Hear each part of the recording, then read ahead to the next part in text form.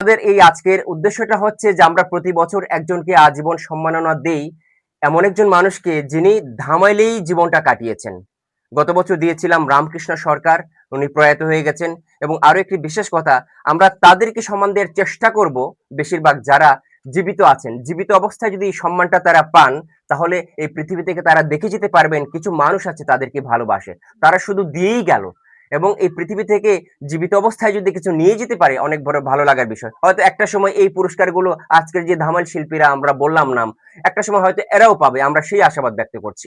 এবং এই পুরস্কারের সাথে একটা আমরা নগদ অর্থ প্রদান করি। এটা আমাদের একটা খামের মধ্যে 10,000 টাকা আছে, এখানে আমরা ওনারই সন্তান বাউলা কানুর হাতে আমরা এটা দিয়ে দিলাম।